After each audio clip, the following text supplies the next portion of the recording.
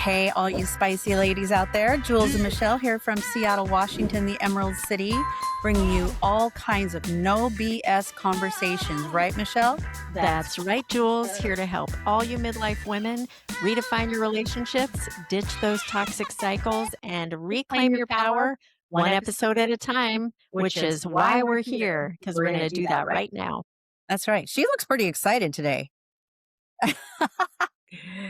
Hey, so today we've got a good one. We're going to be talking about body confidence and coming home to yourself and rebuilding that body confidence in midlife. So when you are thinking about disconnecting or reconnecting, I should say, to your body in midlife, what are some of the feelings that you can share, Michelle, that you've had about just your appearance, external appearance, internal, how you're feeling about it when you felt like your body was really changing? Disconnected? Yeah. I mean, I think that comes into play when you're just trying to ignore what's happening, Yeah. right? And there's the disconnect. I'm just going to ignore that. I'm feeling some kind of way, and it's affecting how I'm feeling about how I look externally. So we just shut it out. I did anyways. I just shut it out and just kept moving. There were clothes that I would wear because I could feel myself, my body was changing, obviously from having children and everything. And I got back into shape pretty fast with a couple of them, not so much with the second and third maybe, but I would wear like t-shirts, they didn't tuck.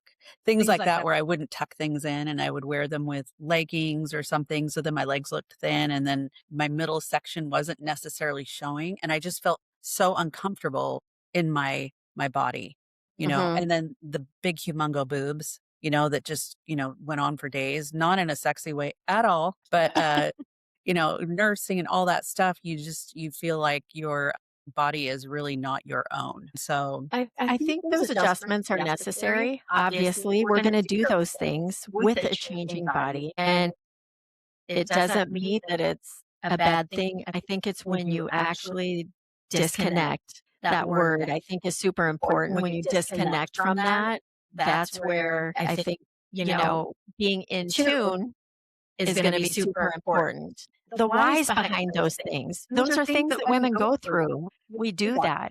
It's not bad. It's not ugly. It can be beautiful, and we're going to adjust how we dress ourselves externally, because that's going to make us feel better internally. I think it's all part of the process. It is part of the process. But as we evolve, our bodies evolve and change. It's like these are new things that we may not feel super comfortable with. And we've talked so many times and different variations, obviously, of, women who are kind of getting lost or kind of forgetting themselves, putting themselves last. This is exactly where this starts to happen. That's the piece that matters. Because you're just like, I am too tired to wash my face. I am going to stand up and eat mac and cheese off the kids' plates because I'm just too exhausted to try to make something healthy for myself. Or, I'm going to forego a good night's sleep because I've got to get these projects done, whether it's work projects or whatever. And so you're tired. So I know, take kids out of it. If you don't have kids, there's those things like you were saying there at the end. I may be eating in bed at night because the day's gotten away from me. To your point, I'm working on a project or whatever for work and, not doing the best things for the body. Yeah. So I can think of a time when I wasn't listening to my body, and this wasn't even that long ago, but I was what I thought was in a quote happy relationship, and I think I was just like so excited about we were eating out all the time and I would have ice cream and I would do all this stuff. Well, I was going from like literally during this time frame, a size 6 to a size 8 to a size 10.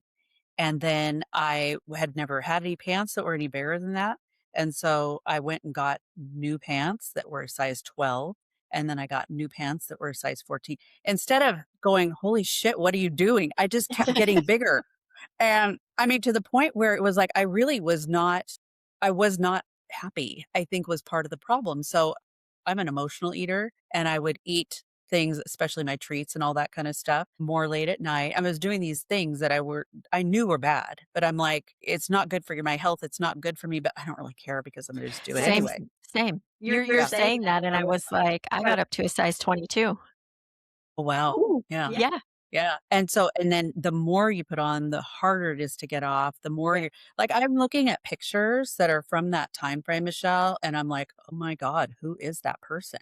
I mean, I look totally different, and I don't look happy. I look like I'm trying to make myself look, put together, but I don't think I really was because I was, you know, clearly not doing a very good job of it. Yeah, and I just wanna say these are our experiences. There's nothing wrong with being a size 22, but I think the message that we're trying to convey here is how we got to that Right. for us in our own story and the realizations that we can look back on now Mhm. and know the ignorance of just continuing in that path Right. and not really addressing maybe some of the reasons why. And menopause being part of that. Huge, huge, huge part of it. Because Yeah. I can say 20 years ago, 20, 15, 20 years ago, it wasn't being spoken about like it is now, Right. right? The awareness really, we knew about hot flashes. We knew women's bodies were changing. We knew about the weight, but nobody was talking about it, right? Right. To really realize the evolution that it was. It's not that it wasn't normal, but the knowledge that it's an evolution that women go through, made it very difficult. Yeah, and they're a little and I love Michelle's disclaimer because obviously we're talking about ourselves here, and everybody is however you're comfortable in your skin, wherever you are in your journey, and it's totally you, you do you. This is how it works. I can say for myself, I noticed differences in my health, like my knees hurt or I was winded, 100%. like I was not able to like get upstairs the same way. I mean, this is like girl, you are not that old and you're really having these issues. It's like, what the Yeah. hell?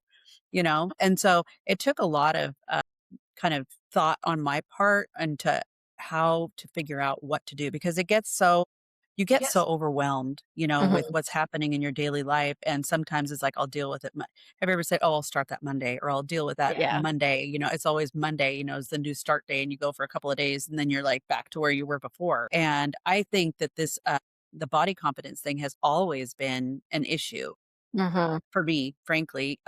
Even being a child or a young adult, I looked a lot older than I was because I developed so much sooner. And so I was treated differently. And even by my own dad, just like put something on, and I wasn't even trying to like show my cleavage or anything. I was just a kid, Yeah. but even to the point where, I would all the way up until after I got divorced, which is kind of interesting. It's like I would wear a t-shirt over my bathing suit. I know I got her to wear a bikini for the first time without covering up I when we know. were when we went to New Orleans. Yes, and I'd never always was like, "Oh, so liberated." I was so liberated. I'm like, "Oh my god, I'm wearing a bikini. This is so awesome." And now it's like I've got choices, I can look at different things and, it's me. It's like maybe someone else doesn't like what they see, but I don't really give a shit because I do. You know what? There is something for everyone. Yeah. Something for everyone, and I just love that now looking back because for me, some of those things came into play when we were talking about this before we got started, and it was between my 49th and 50th year. Same reasons. My knees were killing me. I started to pay more attention to what was going on with my body. I started asking questions to myself. I started doing some research and looking into things to the reasons why. And Because you were tired of feeling like shit. yeah, I mean, is and really what it yeah, boils down to is this my new normal? yes, Is this yes. gonna be the way I'm gonna accept things And to it be? does not have to be. I No. mean, if you want it to be, that's a whole other episode, but, we're Mhm. talking right now about it doesn't have to be that way. And, you can have body confidence whether you're a size 2. Believe it or not, there's a lot of women that are a size 2 that have 0 body confidence. Exactly, yeah. 2, 6, 4, Or no they're matter totally what the size. focused on Yeah, that more than anything yeah, else. no matter what the size. There are women with body confidence issues, and it does not have to be that way, I guess is the message here for a plethora of reasons. Did you notice, just out of curiosity, did you notice when you were larger, like the largest size that you've gotten, that you were treated differently? Yes, I did too. absolutely. It was subtle. Subtle, kind of understated, but definitely noticed a difference in how people responded to me Yeah. and how they, I mean, even were friendly, Mhm. honestly, which as I'm saying this now, it's like I remember feeling that way, kind of like feeling almost inadequate sometimes, when I was around people that were put together and I didn't feel like I was put together. So this is Mhm. all during that time frame. So I know a lot of women are feeling that way and trying to figure out how to do something different. And a lot of it's not necessarily about your outward appearance because all of that stuff ends up corresponding to how you're feeling internally. So if you're looking about, Absolutely. yeah, it's not about your appearance so much, it's about how you present yourself. Like, and when we say confidence, we're not even just talking about, you're wearing a Gucci belt, who cares? It's not that. It's more about how Mhm. you carry yourself, how you scan the room with your eyes, Eye eye contact, yeah. contact, yeah, how you respond to questions, if you think off the cuff or if you put thought into the answers or if you ask questions yourself. Mhm. There's so many different components to it and how you come across or how Yeah. you convey. So that's a little bit about what we're talking about today. There is hope in getting from point A to point B because we've done it. And let's not say that everything is perfect because it certainly is not. It's just we look at it differently now. Yeah. We're looking at it more from I want to be super healthy, but I want to be cute at the same time. So if you're able to accomplish one, you can accomplish Yeah. the other. I love these comparisons because I think it's perfect when what we're talking about is redefining the confidence. So you were just pointing out the difference between appearance and presence. What's another one, do you think? I think we also need to look more there's a lot of folks that are really adamant about having this perfect facade. Women especially, you see this a lot, like Perfection. perfection. Yeah, like they've got the Yeah. perfect lip, they've got the perfect makeup. They don't leave the damn house without makeup. I just think that's crazy. For me, Mhm. it is. It's like, Yeah. but then again, I leave the house without makeup all the time. There's women that go to the gym with a full freaking face of makeup. Now, do you, boo, if that's what you want to do. But it's like, oh my God, I am not taking all that time to make myself look good to go to the gym for a bunch of gym bros who couldn't give a shit anyway. I mean, I'm just like, why would I do that? Yeah. I will put on mascara though. That is one thing I will I do. mean, I leave my makeup on. I don't, like, get ready to go to the gym, put full No, makeup on, but I'll go to the gym after work and, sure. just still got That's makeup that's on. different. I'm just Yeah. talking about being, like preparing to go to the gym and having a full Yeah. face. And you know what? There are women that do that and they feel comfortable that way. That's their way of feeling comfortable. It Yeah. seems like a lot of extra work to me. And honestly, it's like I think the more natural look sometimes is underrated, you Yeah. know? I mean, unless you look like exhausted and tired all the time, then you Well, might need some eye brightener. it and it's back to that presence that I mean, this all has one has to do with the other, right? The way you're presenting yourself, carrying yourself, the eye contact you're making, right, comes into play with that self-trust, not the perfection, but the self-trust you have in your presence, Right. right? I love that. I think So it's external validation isn't that might be what you're seeking, what people Mhm. might be seeking, but really is more about how you align on the inside. I truly Right. believe because all of those things are tied together. It's tied together to how you feel like if you let's say it's spring, right? So you go out and find a beautiful new little spring dress that just gives you a pep in your step. You carry yourself totally different. It Kinda doesn't like matter. when kinda like when you wax your hoochie. Wax your Ouija. Your hoochie. I was like, oh, when you wax your Puts a kitty. pep no, yeah, it puts a pep in your step. Girl, I am telling you, Confidence. it's like nobody knows what's going Yeah. on but you. It's Yeah, kind of nobody like the else has to lingerie talk know. when you've got that sexy lingerie underneath Yeah, your work outfit and you're like, we've talked damn, about this. they're Yeah, we have bringing it on. They don't have a absolutely. clue what hit them. But yeah, Anyways, so I feel like this is a time when we have a turning point toward more self acceptance. And it's really about how we get there. And it's not like there is this A to B to C format to get you there. A lot of it is how you are able to really internalize what you're feeling and own it. And then figure out what from there you can do to change it. And really, borderline is it does come down to your confidence and how you feel and how you look and how you that carry yourself. that was something, that came after I got divorced, right? Because there was so much in life. I wasn't in tune. I wasn't paying attention to any of that. I was in survival mode, man. Yep. And so there really wasn't a lot of time for that. And it was probably, like I said, about 5 years after I divorced. That's when I was really noticing some of the things that were going on. I was paying attention. And then I started to shift. I had this mind shift. And this is going into my 50s. So right in the throes of midlife.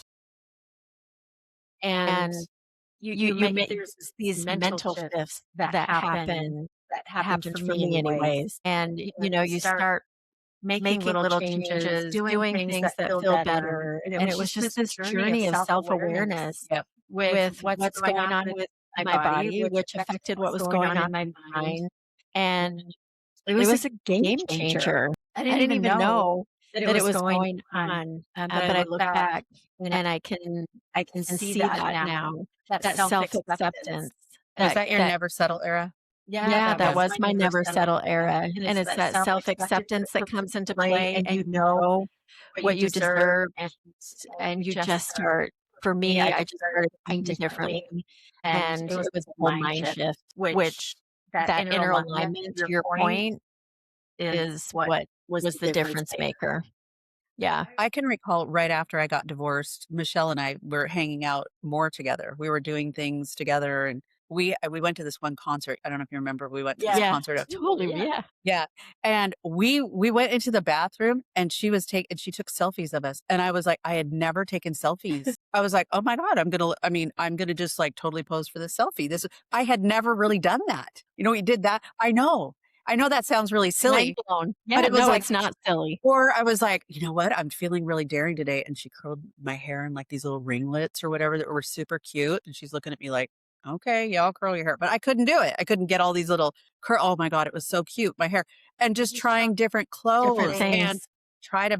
a bathing suit, just things that I would never do before that. So here's something I want to challenge people to try, because I love this story that you're sharing right now, Julie. And I used to, not only you, and this was during my never settle era, where I was coming into myself and that self-acceptance and everything like that. And I would do that. I would take selfies, not to post, but just to get an idea of what I looked like, who I was externally, right? Mhm. And this is all outside stuff, but it does give you a boost of confidence. You look at that and you try, you feel sexy. Nobody's watching. So I just challenge you, if you don't do that, try it. You might like it. Again, it's not to post, but just take some frivolous, sexy selfies. Yeah. So you can see how beautiful you really are. And Yeah. it's nice to look back on some of that It stuff feels too. it feels good. Stand in the mirror, take them like full body shots, pose like you wouldn't normally, but pose for yourself and just feel sexy. I know, it's and kind of confident. fun. Yeah, Yeah. it is. I just It had is. some stuff come up on my memories. That's what made me think of that time when we were living kind of in the same place. My house was getting done at the time, and we went to the swimming pool, and we have a selfie of us posted, and I'm wearing a bikini. I'm like, oh my God. I'm just like, I've arrived. Yeah. I just laugh about it now because it's like I don't even think twice about that stuff No. now. And that's gonna be something different for everybody. That's what it is for us. It just might be a cute sundress out with your girlfriends, stuff that you maybe haven't done or don't normally do. Just step out and own it. Own yourself. Own your beautiful body. You've only got one. I know. Take care of it. I think that's the one thing that people don't realize. Well, they do realize they only have one. Yeah. But we abuse our bodies. I mean, I Yeah. think about the They times put that up with a lot of shit oh my from us, gosh, don't they? Yeah. literally. It's Yeah. like between just like the lack of sleep or, going in the sun without sunscreen. These are just basic things, but baby oil, there's Gen Xers out there, man. We put baby oil, olive oil. It's like the more sunburn we got, the more happy we were. And now we're paying for it, with the Yeah. sunspots and everything that come out of that years later. But it's really about just kind of trying to figure out what works for you and rebuilding your confidence with your body. And maybe that's that you want to change things up. Maybe you want to change your style or add little things to your style that kind of make you feel more comfortable. Like maybe you want to get some funky earrings to go with an outfit. I know these sound like really silly little things, Yeah. but they're really not. I mean, it's kind of exciting to see when people try new things, because you could tell they're out with other people. And there's some people like Michelle. she could try to do things all the time, and I don't even think anything of it because she does it all the time. I'm like, "Oh, what's she wearing today?" And it's usually some kind of theme from something else, and she pulls it off because of her confidence level in what she's got on and how she does it. And so, I don't know a lot of people that are like that, but I think it's kind of fun, because It's a she could lot of take fun. I take shitty clothes out of my closet, or at least I think they are, and then she puts them on. I'm like, okay, what did she do? It looks so much better. Looks so much better. She twists the side, or she does something with it, and I'm like, damn, I want that back. My sister does that too. That's so Yeah, funny. She's like, "Oh, that's that sweater I gave you." I'm like, "Yeah, it's great." yeah. She's like, never mind, we'll share. Yeah. But I Anyway, think it can be done we're midlife, we're talking about midlife. Rebuilding body confidence, I think, can be done at any age. But I think with all of the dynamics physically that go on in midlife, it's a great time to do this, to reconnect. That's, we're yeah. speaking to so many midlife women. As we do this, your body is your lifelong companion, right? You Mhm. will always have this companion, so treat it well and love it, be confident in it, be confident in yourself, and just know that life is a powerful time to reclaim that Mhm. identity. It's perfect. And another little side note I'm going to put in here for you gals out there that have daughters. This is kind of a huge issue. And maybe with boys too, but I'm saying I have a daughter that she pays when she was young would pay attention to everything I was doing or not doing. Yeah, I can see some of those things having kind of rolled into her as an adult now.